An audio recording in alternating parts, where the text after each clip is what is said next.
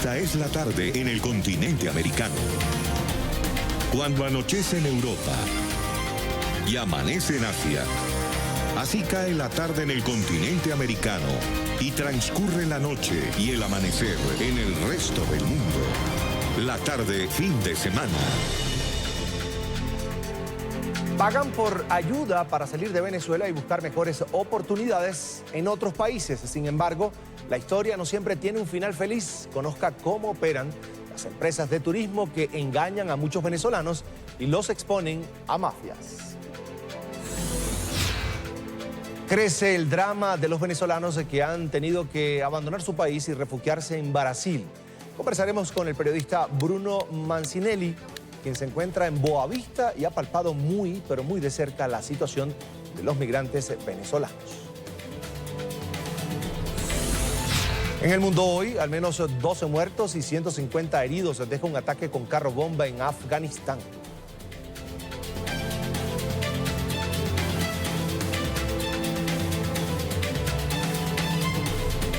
Hola, sean todos bienvenidos a la tarde fin de semana. Los saluda como siempre Carlos Eduardo Sánchez. Es un gusto que nos puedan acompañar. Recuerden que estamos en Twitter, estamos como @latarde NTN24 y mi cuenta personal @CESánchezM. Comenzamos. Pagar por salir de Venezuela se ha vuelto una práctica común entre los ciudadanos que buscan huir de la crisis que vive el país suramericano. Es así como ha nacido una nueva pero peligrosa modalidad, las empresas de turismo fachada. Y es que muchos se están aprovechando de la crisis para ofrecer paquetes completos con acompañamiento y guía destinado a personas que quieren abandonar Venezuela rumbo a países como Colombia, Perú, Brasil, Chile o Argentina. Cobran altas sumas en dólares y sin garantías de que el viaje tenga un final feliz. En algunos casos las personas terminan siendo víctimas de mafias.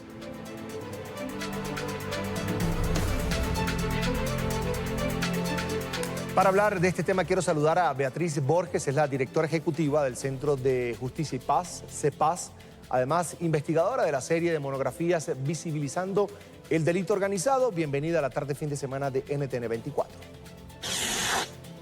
Gracias, Carlos, por la invitación y saludos a toda tu audiencia. Bienvenida, Beatriz. Beatriz, ¿debemos alarmarnos? Les prometen que saldrán del país en busca de mejores condiciones de vida y terminan convirtiéndose muchas veces en víctimas de lo que se conoce como esclavitud moderna o trata de personas. Sí, bueno, debemos entender que la esclavitud moderna, aunque en la mayoría de los países ha sido abolida, todavía sigue siendo una práctica en nuestro tiempo y, por supuesto, de gran preocupación. En el caso particular de América Latina, tenemos unos altos índices de esclavitud, todavía sigue siendo una violación de derechos humanos, pero también un crimen que se comete y donde los estados necesitan generar políticas y medidas para garantizar los derechos de las víctimas y también para prevenir que se siga dando este flagelo. En el mundo existen 40 millones de víctimas de esclavitud moderna y este término es importante que se entiendan que es un término paraguas que contiene diferentes prácticas como son la trata, el tráfico, el trabajo forzado, la servidumbre por deudas, ese tipo de prácticas que limitan la voluntad, esclavizan a las personas, están conseguidas dentro de lo que se entiende como esclavitud moderna. En el caso de Venezuela es importante entender las personas que están siendo víctimas de este tipo de prácticas, tanto en Venezuela como fuera de Venezuela, que hay un componente importante que está vinculado al tema de la crisis de movilidad humana y que esta crisis de movilidad humana está vinculado a otro que es la emergencia humanitaria compleja que está viviendo el país. Estos dos elementos son fundamentales para entender las condiciones de vulnerabilidad y de riesgo que están atravesando los venezolanos y que los hacen víctimas para ser captados en este tipo de prácticas esclavas. Ahora, Beatriz, en el mundo de hoy, un migrante como el venezolano que muchas veces sale del país caminando con poquita comida, poquita ropa, ¿a qué se expone? Bueno, a todos los tipos de prácticas de esclavitud moderna y bueno, a múltiples vejaciones de sus derechos.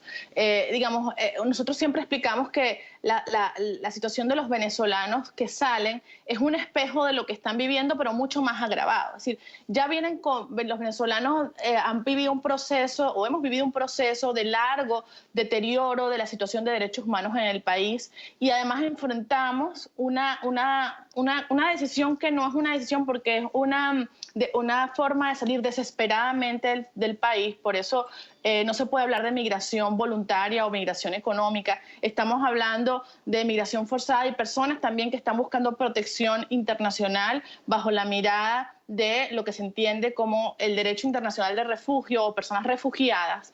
Y en ese sentido, estas personas, como te decía, enfrentan grandes riesgos y vulnerabilidades, y en especial grupos vulnerables como mujeres, indígenas, personas LGBT, adultos mayores, niños y niñas se ven extremadamente expuestos por sus condiciones. Entonces, es fundamental la mirada de los estados, una respuesta regional coordinada, porque sobre todo la crisis de movilidad venezolana está yendo en su mayoría a América Latina, que además se entienda la afectación diferenciada de diferentes poblaciones y se pueda brindar una atención que garantice los derechos humanos que ya vienen siendo vulnerados en su país, pero que además en los países de tránsito y de recepción tampoco tienen la mirada para garantizarlo. El derecho a la identidad, el derecho a la salud, el derecho a la alimentación, la misma discriminación, la no prevención de la xenofobia, hace que ellos se vean mayormente afectados en los países de tránsito y de destino. Esta gente, por ejemplo, Beatriz, podría estar operando con una amplia red de contactos antes y después de la frontera, es decir, podrían estar involucrados grupos armados del lado colombiano, por ejemplo, y también la Guardia Nacional del lado venezolano, que suele dejar salir a estas personas siempre a cambio de dinero. Bueno, hay que entender que muchas veces la esclavitud moderna es un crimen invisible. Está en las casas, está en las industrias, ocurre en personas desplazadas, personas refugiadas, migrantes. Y es fundamental que se puedan entender sus causas, sus consecuencias y puedan ser abordados correctamente por las autoridades, porque incluso hay muchas situaciones que son de esclavitud moderna que no son reconocidas por las autoridades. Por ejemplo, podría hablar de la violencia sexual o esclavitud sexual. Muchas veces esto está normalizado, entonces, bueno, cuando vemos que mujeres están sometidas a amenazas y a violencia sexual dentro de, por ejemplo, un contexto de prostitución, lo normalizamos, incluso las culpabilizamos. En el caso de Venezuela, nosotros hemos hecho documentación, incluso hemos realizado informes sobre la afectación diferenciada a las mujeres y también sobre la movilidad humana, cómo afecta a las mujeres y niñas. Y esos informes han encontrado cómo, por ejemplo, la práctica de la prostitución por muchas mujeres es una medida desesperada de supervivencia. Y en esos contextos ellas se encuentran altamente vulnerables para la esclavitud y violencia sexual. Y es importante que estas redes que se dedican a no solamente el tráfico, sino también la trata, puedan ser identificadas, que además exista medidas adecuadas para proteger a las víctimas, pero también para investigar y sancionar a los responsables, para también identificar estos ambientes delincuenciales, donde estas redes, si hay tolerancia a este tipo de delito y hay anuencia a este tipo de delitos, son mucho más fáciles de captar. Y también es importante que las víctimas o las personas que están en riesgo, los venezolanos, puedan identificar situaciones donde haya libertad de movimiento en su trabajo, donde haya retención de documentos de identidad, donde haya ofertas engañosas, ofertas que parezcan muy atractivas, pero que, por ejemplo, generen deudas y que implique después que un periodo obligatorio de trabajo y donde uno se pone, o esa persona se pone que está en una situación de vulnerabilidad estructural, se pone bajo el control de alguien que puede dominar tu libertad, bajo amenaza, bajo intimidación. Una de las cosas que pasa con las personas de movilidad o personas migrantes o refugiadas es que tienden a invisibilizarse por el temor y por tener miedo a que su situación de carácter irregular pueda ser usada para deportarlo o sacarlo del país. Y muchas veces estos tratantes usan esa amenaza en cuanto a denunciarlo a las autoridades para explotarlo, bien sea una explotación laboral o una amenaza que coacte su libertad. Entonces es muy importante que podamos identificar estas situaciones, que podamos identificar y prevenir que eso ocurra, y si una persona es víctima deben existir en el estado de recepción las autoridades puedan no solamente hacer la investigación y sancionar a los responsables, sino también atender a las víctimas, proteger a las víctimas de estas redes criminales. Fíjate, Beatriz, una duda que hay. En Venezuela se ha incrementado la trata de personas con fines de explotación sexual. ¿Se manejan cifras sobre esta situación? Bueno, lamentablemente en Venezuela no tenemos o no contamos con un sistema de datos oficiales que te puedan permitir comprender la realidad en la mayoría de los temas importantes que maneja el país. Sin embargo, en el tema de esclavitud moderna existe el índice de esclavitud mundial, donde coloca a Venezuela entre los 3 primeros países de la América Latina en prevalencia de esclavitud moderna. Y eso ocurre porque no existen medidas de protección, no existen medidas de prevención, no existe una legislación primero que se ejerza en la práctica y después que contemple integralmente las diferentes prácticas que están dentro de la esclavitud moderna. Entonces, hemos visto un incremento en los últimos años. Venezuela también siempre sigue antes era pues un país receptor, un país de tránsito, y ahora también la prevalencia va hacia un país de origen por la crisis de movilidad humana que estamos viviendo. Entonces, estamos hablando de casi 200.000 víctimas que existen en Venezuela de acuerdo al índice de esclavitud moderna global. Una última consulta. A nivel global, ¿se está combatiendo la trata de personas, la esclavitud moderna? Mira, yo creo que hay una prioridad de los países en diferentes instancias internacionales. Nosotros le hemos dado seguimiento. Existen plataformas que están atacando este flagelo. Sin embargo, como te digo, son 40 millones de personas víctimas de esclavitud moderna y de sus diferentes formas análogas a nivel mundial, lo cual requiere una atención priorizada, una acción de prevención, pero también una acción de investigación. La esclavitud moderna es un delito pluriofensivo que afecta diferentes derechos, pero que además se conforma en un crimen un delito y también puede ser considerado un crimen de lesa humanidad. Entonces es importante entender la magnitud y entender la necesidad de abocar los esfuerzos de los estados. Estas redes de explotación ocurren también de manera transnacional con dinámicas muy complejas que se complementan y con también la nueva tecnología, las formas de captación, están también evolucionando. Entonces es fundamental entender también las dimensiones y las poblaciones afectadas. Una de las cosas que es importante destacar es las dimensiones de género. El 70% de las víctimas de esclavitud son mujeres y también los niños son parte de un número importante, comprendiendo el 25%. Entonces es fundamental que podamos hacer diagnósticos apropiados, podamos generar legislaciones fuertes y sistemas de prevención y de investigación y garantía de derechos y también de protección a víctimas de trata, porque gran parte de la dificultad de las víctimas es salir de estos espacios de captación, porque bueno, están esclavizadas y su voluntad está sometida a la voluntad de sus tratantes. Entonces, estos mecanismos de acción son fundamentales para la protección a la víctima, para no revictimizarla luego que pueda salir de estos espacios de redes y de trata.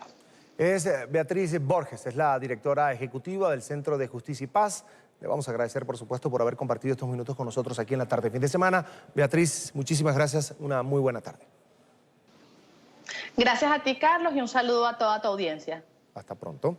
Y antes de ir a la pausa, un caso que indigna. En México, una maestra utilizaba una estrategia basada en el miedo para educar y mantener quietos a sus alumnos. Ocurrió en una guardería en la ciudad de Puebla. Allí los menores eran espantados con La Llorona.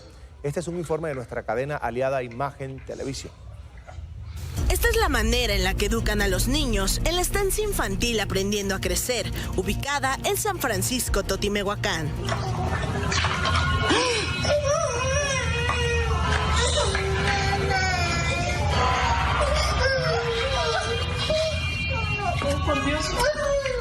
Este video difundido en redes sociales ha causado indignación, pues muestra cómo las maestras de esta escuela aterrorizan a los niños para mantenerlos quietos. Utilizan un audio de La Llorona para sembrarles miedo e incluso los graban y se burlan de ellos. Por eso cállense, porque los bebés están durmiendo. Cállense.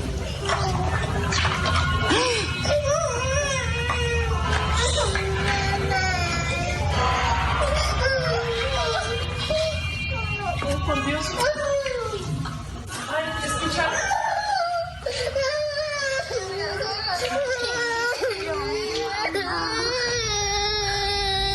Acudimos a esta escuela para conocer la versión de las docentes y la opinión de los padres de familia sobre estos métodos de enseñanza. Sin embargo, aún no se habían enterado de esta situación. Mi hijo aparece y sí, efectivamente, ahí está mi hijo sentado y no se me hace justo. Es la maestra Leo y lo digo públicamente porque me acabo de dar cuenta que es ella la que está atemorizando a los niños. Discúlpenme, pero estoy muy molesta con la maestra. Y yo voy a entrar a hablar. Si gustan entrar conmigo, adelante. Ábreme la puerta. Necesito hablar contigo. Ábreme la puerta. Si bien sabe lo que hizo. Ábreme la puerta porque te juro que te vas al bote. César es uno de los 15 pequeños que aparecen en este video. Tiene tan solo 3 años y acude al maternal a esta escuela. ¿Te espantó La Llorona? No, porque venía grito del baño. Que estaba La Llorona en el baño. ¿Quién te dijo eso? La Miss. La Miss. La verdad, el trato que se les da a los niños ahí es muy feo.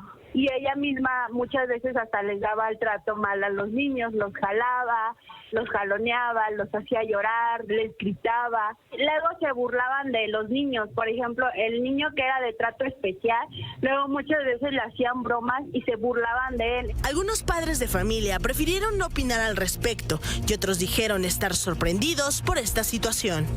No, lógicamente no es una manera correcta y por eso también le comento, me sorprende esa actitud porque al menos en la familia los niños que han pasado acá pues han salido bien. Por su parte, ni la directora de esta institución, Mireya Taboada, ni la maestra Leonor, acusada por los padres de aparecer en este video, han dado su versión de los hechos. Por ahora, la madre de César asegura que pondrá una denuncia en contra de quien resulte responsable de estos hechos, pues de acuerdo con los expertos, estos métodos podrían crear fobias, traumas y problemas psicológicos en los menores. Ya estamos de vuelta con más de la tarde, fin de semana. El periodista Bruno Mancinelli se encuentra en la frontera entre Brasil y Venezuela, exactamente en la ciudad de Boavista, documentando las historias de los migrantes venezolanos que han tomado rumbo al sur huyendo del régimen de Nicolás Maduro. En 2018, un incendio importante golpeó parte del edificio histórico de la sede de la Secretaría de Estado de Educación y Deportes, ubicado en la plaza del Centro Cívico de Boavista, en Roraima. Ahora este edificio alberga a 50 familias de venezolanos en condiciones precarias, niños y mujeres embarazadas que duermen en el piso, lo que representa un riesgo para su salud. Esta ocupación tiene poco más de 2 meses. Precisamente quiero saludar al fotoperiodista brasilero Bruno Mancinelli. Bienvenido a NTN24. Gracias por atender esta invitación. Hola, mucho gusto estar acá. Mucho gusto, Carlos. Acá sigo en Brasil, en la frontera con Venezuela. Y bueno, a un mes sigo acá tratando de documentar lo que pasa con la migración brasileña, ¿no? Bruno, muchas gracias. Bienvenido. ¿En qué condiciones están estos ciudadanos venezolanos que han buscado una nueva vida en Brasil? Mira, cuando llegué acá, yo traté de salir por la calle, conocer a la gente, escuchar un poco sus historias y vi que hay muchas personas que están viviendo acá que ellos tenían una visión sobre Brasil y ahí cuando llega, luego se percibe que es una otra situación, ¿no? Entonces hay muchos venezolanos que tienen ganas de ir a otros lugares, de las otras partes de Brasil. Y bueno, y ahí hay todo un trámite para que ellos se lleguen a los otros estados. Entonces yo veo que los venezolanos están muy esperanzosos con la vida acá en Brasil, pero sigue teniendo muchas dificultades para alcanzar lo que desean, ¿no? Bruno, ¿qué tipo de historias, qué historias has podido encontrar allí en ese lugar donde están los venezolanos, que has podido documentar de esta vida que están llevando ahora en territorio brasileño? Sí, al principio yo he documentado sobre la vivienda de los venezolanos. Yo conocí los abrigos de Acnur, de acogida, ¿no?, del ejército brasileño, y ahí siguen muchos venezolanos viviendo. Pero en otra parte hay venezolanos que siguen viviendo en la calle y siguen con su familia, con sus hijos, durmiendo en la calle, viviendo ahí, durmiendo, y hijos que están yendo a la escuela, ¿no?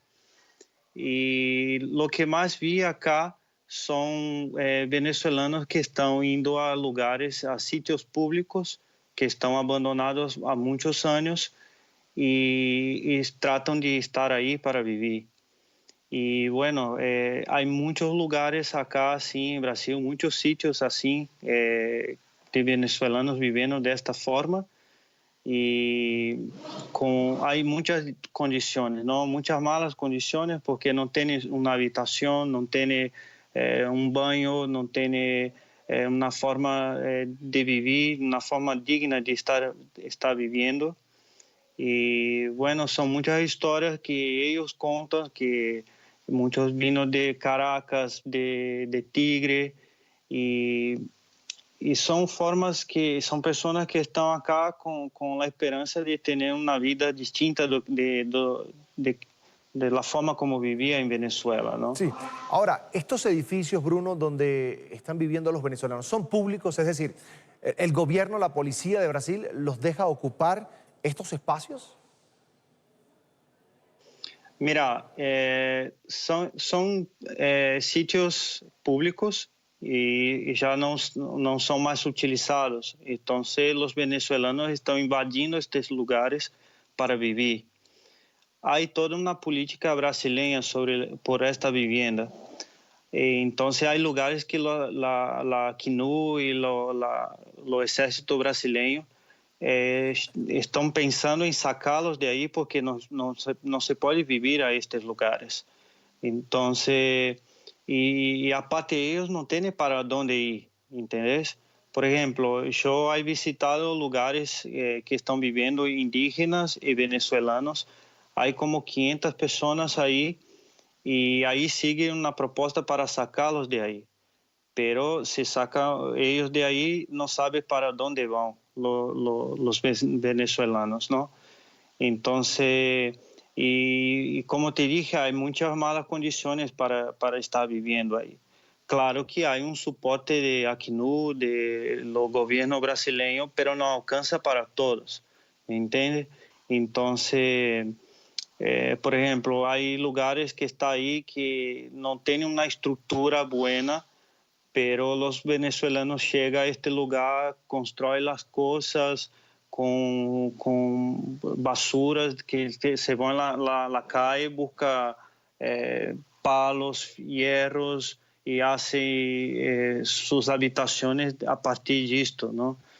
Entonces, el gobierno brasileño se pone muy preocupado con esto y la policía sigue ahí buscando una forma para resolver los problemas de ellos, ¿no? Una situación complicada, Bruno, la que relata, por supuesto. El gobierno de Brasil, el gobierno federal, ¿ha hecho algo por ayudar a estos migrantes? Mira, Brasil hace lo que puede ahí, pero lo que creo es que Brasil no está muy preparado para recibir los venezolanos, ¿no? Hay una política en Brasil hoy que está tratando para arreglar lo mejor para los propios brasileños, y ahora tenemos los venezolanos que están llegando a Brasil. Entonces, Brasil tiene su política para recibir y aparte da lo mejor para ellos, ¿no? Pero, por ejemplo, no tiene moradía para todos los venezolanos que llegan, porque todos los días ha entrado muchos venezolanos en Brasil. Entonces, lo que Brasil hace es tratar para los documentos de migraciones, las formas de poder ayudar con la interiorización, cosas así, ¿no? Por ejemplo, los abrigos que dijo, ¿no? Que yo te dijo sobre Acnur, no soportan más gente. Entonces, ellos buscan otras formas de vivir acá. Entonces, lo que Brasil ha intentado hacer acá es encontrar una forma que todavía no sabe la forma para ayudarlos. Y los venezolanos siguen ahí buscando trabajo, cuestión de salud, de escuelas, y entonces, pero no alcanza a todos. Yo creo que lo mejor sería que los venezolanos tuvieran una forma más fácil de ir a otros estados brasileños, pero tampoco Brasil puede ayudarlo de esta forma, ¿no? Una última consulta, Bruno. ¿Qué posibilidades de trabajo, por ejemplo, o vivienda tienen estos migrantes venezolanos allí en territorio de Brasil? ¿Ninguna, definitivamente?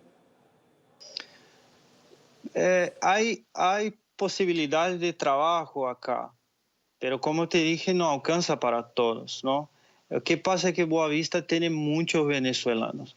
Entonces, lo que más he escuchado de ellos son que no hay trabajo. Entonces, cuando yo voy a una invasión y ahí me pongo a hablar con un venezolano, y siempre me dicen las mismas cosas. Mira, no hay trabajo, no hay lo que comer, nosotros acá estamos con hambre, mi hijo no tiene estudio, mi esposa está embarazada y no tenemos salud para mi esposa. Entonces, lo que pasa es, como te dije, hay muchos venezolanos viviendo hoy en Boa Vista. Entonces, por eso te digo que lo más fácil sería que Brasil tuviera una forma de poder hacer la interiorización de ellos para otros estados. Pero tampoco Brasil tiene preparo y está preparado para ayudarlos de esta forma, ¿no? Entonces, ellos se quedan acá, los venezolanos se quedan acá buscando formas de poder trabajar.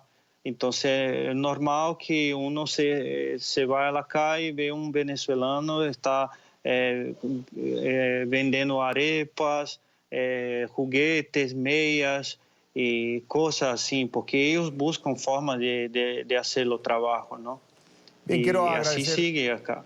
Bien, Bruno, quiero agradecer a Bruno Mancinelli, ese fotoperiodista brasilero, por estos minutos para la tarde fin de semana de NTN 24. Bruno, será hasta la próxima. Una muy buena tarde.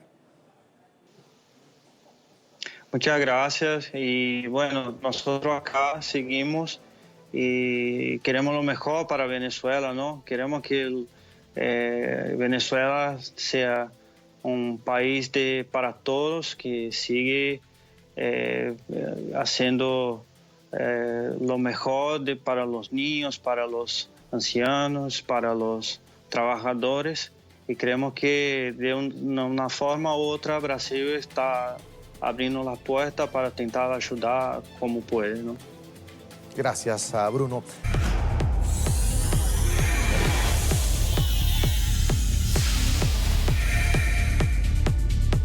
Comenzamos nuestro recorrido por el mundo con las tensiones en Oriente Medio, y es que el acuerdo nuclear firmado en el año 2015 por Irán y 5 potencias de Occidente podría quedar en letra muerta. Teherán anunció que comenzó a enriquecer uranio a niveles superiores a los pactados. El régimen de Hassan Rouhani responde así a las sanciones impuestas recientemente por Estados Unidos. El Organismo Internacional de la Energía Atómica convocó a una reunión extraordinaria para evaluar la situación. El nuevo desafío de Irán. La República Islámica se aleja del acuerdo nuclear en respuesta a las sanciones impuestas por Estados Unidos en agosto de 2018. Teherán advirtió que en las próximas horas pondrá en marcha su plan para enriquecer el uranio a nivel prohibido. En unas pocas horas se concluirán los trabajos técnicos y comenzará el proceso de enriquecimiento de uranio de más del 3,67%. Esperamos que mañana, cuando el Organismo Internacional de la Energía Atómica tome muestras, lleguemos más allá del 3,67%. El anuncio significa el plazo límite de ultimátum de 60 días que dio Irán a los signatarios europeos del acuerdo para aliviar las sanciones en sus sectores bancario y petrolero. Teherán había informado de un retiro parcial en mayo. Hoy escribimos una carta dirigida a la señora Federica Mogherini, en la que informamos nuestras acciones respecto al enriquecimiento del uranio, que ya no estamos comprometidos con el pacto. Tras las decisiones del régimen de Hassan Rouhani, el Organismo Internacional de la Energía Atómica convocó una reunión extraordinaria para el próximo 10 de julio. El encuentro fue convocado por Washington con el objetivo de revisar los puntos del acuerdo firmado en 2015. China, Rusia, Israel y varios países europeos condenaron el anuncio. Irán ha violado su solemne promesa ante el Consejo de Seguridad de la ONU de no enriquecer uranio más allá de cierto nivel. El enriquecimiento de uranio se hace con un solo objetivo, la creación de bombas atómicas. Hago un llamado a mis amigos de Francia, Gran Bretaña y Alemania. Ustedes firmaron este acuerdo y dijeron que tan pronto como Irán diera este paso, se impondrán sanciones severas. Esa fue la resolución del Consejo de Seguridad. ¿Dónde están? El Plan de Acción Integral Conjunto o Acuerdo Nuclear tenía la intención de limitar el programa nuclear civil de Irán y evitar que se desarrollen armas nucleares. Sin embargo, la reimposición de sanciones estadounidenses desde agosto de 2018 hizo que las empresas extranjeras que habían empezado a invertir en Irán desde 2016 se retiraran y sumió la economía en una fuerte recesión. Al incumplir sus compromisos, Irán se expone a que la cuestión de su programa nuclear acabe ante el Consejo de Seguridad de la ONU, que podría restablecer las sanciones que se le habían retirado. Vamos ahora a Italia. El gobierno confiscó el barco de rescate que atracó este sábado en el puerto de Lampedusa sin autorización. Las autoridades se apropiaron de la embarcación alemana que transportaba a 41 migrantes de origen africano y que llegaron hasta el muelle burlando la negativa del ministro del Interior de Italia, Matteo Salvini. La ONG Mediterránea informó que pasó 6 horas en el puerto sin permiso para pisar tierra ni desembarcar a los migrantes. Y el Papa Francisco calificó de inaceptable el ataque aéreo contra un centro de migrantes registrado recientemente en Libia. Después de rezar la oración mariana a la Reina del Cielo, el pontífice elevó una plegaria por los fallecidos y heridos el pasado 3 de julio en Trípoli.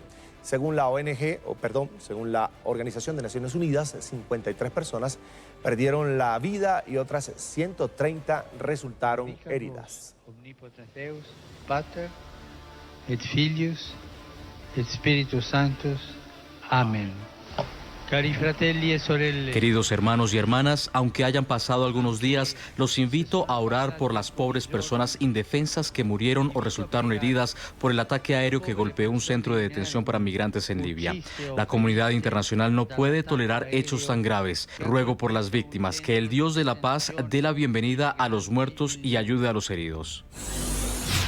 En Afganistán, al menos 12 muertos y 150 heridos deja un ataque talibán con carro bomba. Según fuentes oficiales, los insurgentes hicieron detonar un coche cargado con explosivo en una base militar ubicada en la ciudad de Ghazni.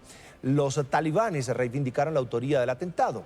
El ataque se registró mientras que una delegación de insurgentes y miembros del gobierno afgano iniciaron en Qatar un diálogo para tratar de llegar a una tregua.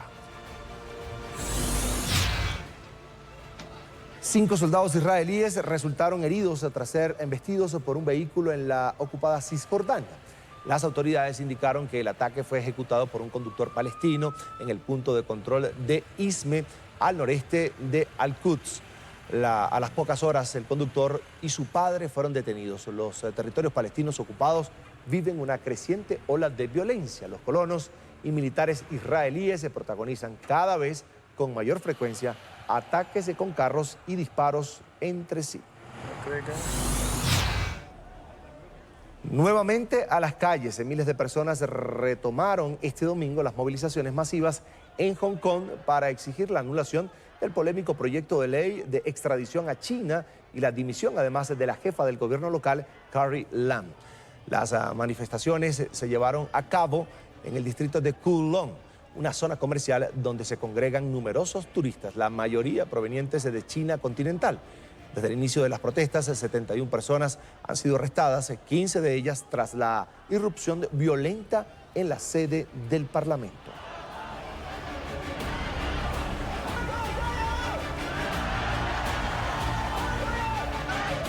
Profesores de la Universidad de Maryland en Estados Unidos buscan mejorar la inteligencia artificial básica. Intentan enseñar a los robots a pensar y usar sus experiencias pasadas para realizar nuevas tareas. El informe es de nuestra cadena aliada, La Voz de América. Enseñar a los robots a hacer las cosas más simples es difícil y lento a la vez. Este video muestra a un androide intentando doblar una camiseta dependiendo de un código especialmente escrito. A medida que lo hace, debe tener en cuenta el tamaño, la textura y el algoritmo.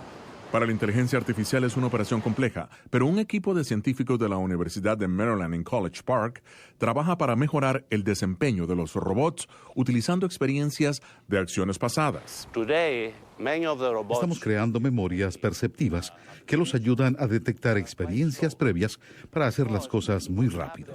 Combinar la percepción robótica y los comandos motores es una tarea ambiciosa, una tarea que Giannis Aloimonos y su equipo enfrentan con la teoría de la computadora hiperdimensional. Estás tratando de averiguar tu ubicación. Puedes tomar una foto de tus alrededores y el dispositivo te dirá dónde estás. Los drones podrán utilizar su propio entorno y no tendrán que ser dirigidos por un piloto humano. Aloimonos asegura que sus descubrimientos pueden integrarse en un solo sistema, que todos los desarrolladores de inteligencia artificial pueden usar. Este nuevo sistema nos permite tener un solo idioma, el lenguaje de los vectores hiperdimensionales. Los científicos dicen que no son solo cámaras, sino sensores de visión dinámica que responden al movimiento y a la luz. Gonzalo Abarca, Voz de América.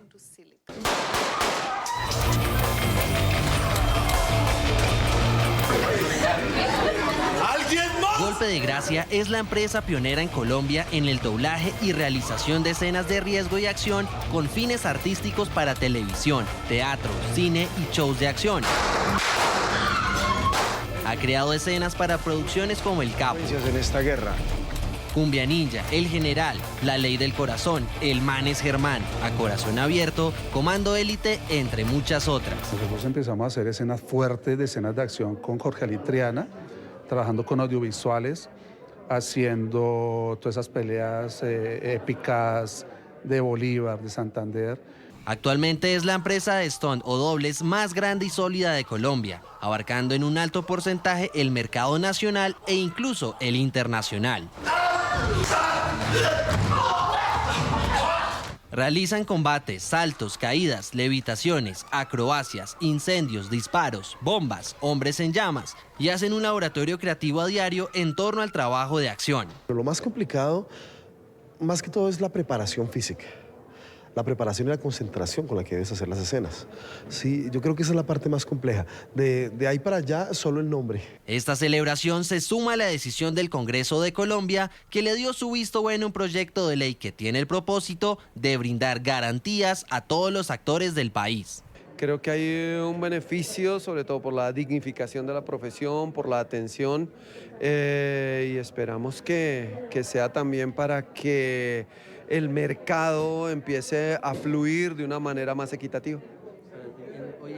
Y es que las producciones colombianas cada vez están mejor vistas en el ámbito internacional, tumbando así el estigma que se tenía del país, por aquello de las narconovelas.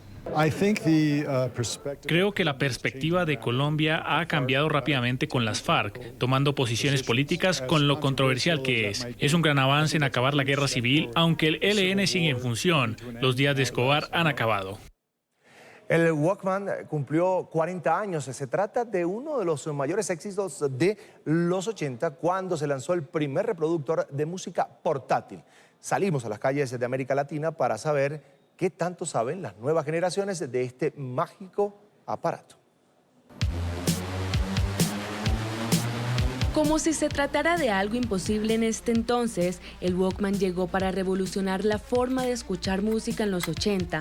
Siendo el primer reproductor de cassette portátil, le permitía a las personas llevarlo con facilidad a cualquier sitio, escuchar sus canciones y la radio sin incomodar a nadie gracias a sus audífonos. Tan solo debían llevar cargadas siempre sus pilas AA. Ya han pasado 40 años desde que este icónico dispositivo llegó al mercado y su nombre aún sobrevive en los recuerdos de muchas personas. Mi trabajo, y ponía mis cassettes, llevaba mis cassettes, escuchaba música, la cargaba y así, escuchaba. Pues que uno lo podía compartir, colocaba la música que uno quisiera con el cassette, porque como se le colocaba cassette, y no, pues la cargaba para todos lados. Cuando uno era niño que esto salía y a uno los papás le daban uno de estos y eso era uno contento con un aparatico de estos. Aunque ahora desconocido por las nuevas generaciones. ¿Qué utilizaban hace harto? Ah, no, eso es como un radio. No, no sé qué es como un radio, ¿no? Ah, sí, sí. Viene con... ¿Viene con qué? No me acuerdo cómo se llama eso.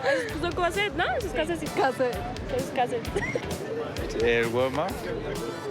¿Reconoces esto? Uy, no sé. No.